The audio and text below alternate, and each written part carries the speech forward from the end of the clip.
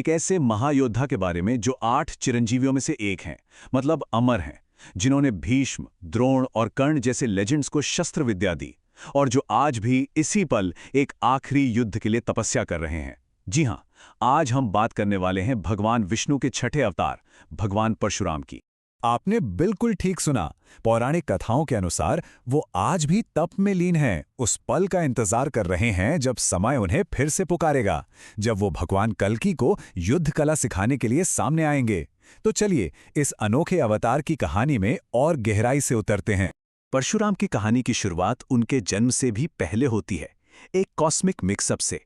एक ऐसी घटना जिसने एक ब्राह्मण कुल में एक क्षत्रिय की आत्मा को जन्म दे दिया, और यही टकराव, यही द्वंद्व उनकी पूरी जिंदगी की पहचान बन गया।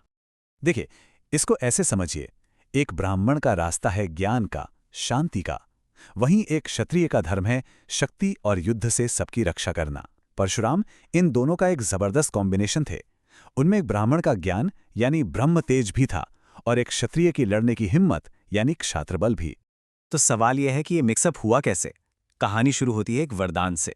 ऋषि ऋक्षिक ने अपनी पत्नी सत्यवती और उनकी मां दोनों के लिए 2 अलग-अलग दिव्य प्रसाद तैयार किए, लेकिन धोखे से प्रसाद बदल गए और क्षत्रिय गुण वाला प्रसाद सत्यवती ने खा लिया। हालांकि ऋषि ने अपने तप से ये तो पक्का कर दिया कि उनका बेटा एक शांत ब्राह्मण ही होगा, पर यह भी तय हो गया कि उनका पोता एक महान योद्धा बनेगा, और यहीं से भगवान परशुराम के जन्म की नींव रखी गई। अब कहानी एक ऐसे मोड़ पर आती है जहां राम को उनका वो मशहूर अस्त्र मिला और उन्हें एक ऐसी परीक्षा से गुजरना पड़ा जिसके बारे में सोचकर भी रोंगटे खड़े हो जाएं। अपने अंदर के इस वॉरियर स्पिरिट को एक दिशा देने के लिए राम हिमालय पर कठोर तपस्या करने चले गए। उनकी तपस्या इतनी शक्तिशाली थी कि भगवान शिव खुद उनसे खुश हुए और उन्हें अपना दिव्य अस्त्र परशु यानी वो लेजेंडरी फरसा दे दिया। और बस इसी पल से वो राम से बन गए परशुराम। पर असली परीक्षा तो अभी बाकी थी। एक दिन उनके पिता महर्षि जमदग्नि अपनी पत्नी रेणुका पर इतने ज्यादा क्रोधित हो गए कि उन्होंने परशुराम को अपनी ही मां का सर काटने का आदेश दे दिया। सोचकर देखिए क्या दुविधा होगी। पर परशुराम ने एक पल भी नहीं सोचा, पिता की आज्ञा मानी। इस अटूट आज्ञा पालन को देखकर महर्षि जमदग्नि बहुत खुश हुए और उन्होंने परशुराम को एक वरदान मांगने को कहा। और जानते हैं परशुराम ने क्या मांगा? अपनी मां का जीवन। और वरदान मिलते ही माता रेणुका फिर से जीवित हो उठी। अब चलते हैं कहानी के उस हिस्से की तरफ जिसने परशुराम के क्रोध को पूरी दुनिया के सामने ला दिया। ये टकराव था राजा सहस्त्रबाहु के अहंकार और एक ऋषिपुत्र के न्याय के बीच। माहिष्मति का राजा था सहस्त्रबाहु। उसे 1000 भुजाओं का वरदान मिला था और वो अपनी शक्ति के घमंड में चूर था। एक दिन वो जमदग्नि ऋषि के आश्रम पहुंचा और वहां दिव्य गाय कामधेनु को जबरदस्ती छीनने की कोशिश करने लगा। ये अधर्म परशुराम से देखा नहीं गया और उन्होंने उसका वध कर दिया। लेकिन कहानी यहां खत्म नहीं हुई। असली तूफान तो आना बाकी था। जब परशुराम आश्रम में नहीं थे, तब सहस्त्रबाहु के बेटों ने बदले की आग में उनके पिता महर्षि जमदग्नि की बेरहमी से हत्या कर दी। उन्होंने ऋषि के शरीर पर पूरे 21 बार वार किया और यही नंबर 21 परशुराम की उस भयानक प्रतिज्ञा का आधार बना। अपने पिता का खून से लथपथ शरीर देखकर उन्होंने संकल्प लिया कि वो इस धरती से अधर्मी क्षत्रिय वंशों का 1 या 2 बार नहीं, पूरे 21 बार सर्वनाश करेंगे। और यहीं पर आता है इस कहानी का सबसे बड़ा आहा मोमेंट।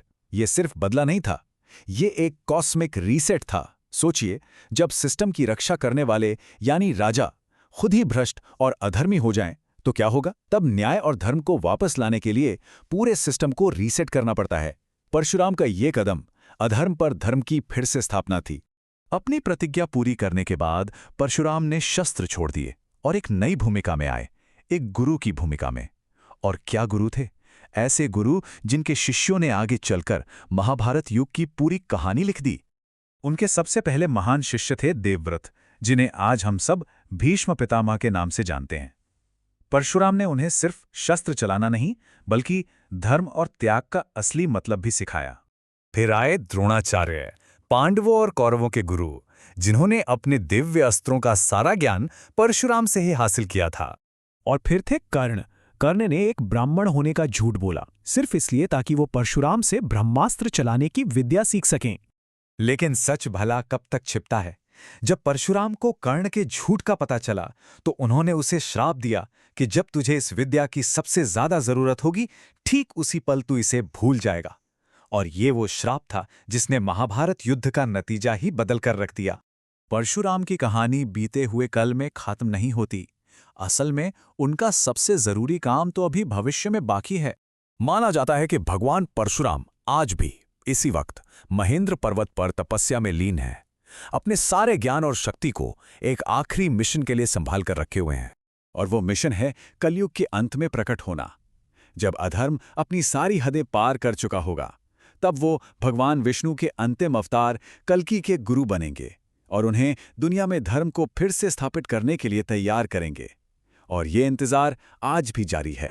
तो परशुराम की कहानी सिर्फ एक पुरानी कथा नहीं,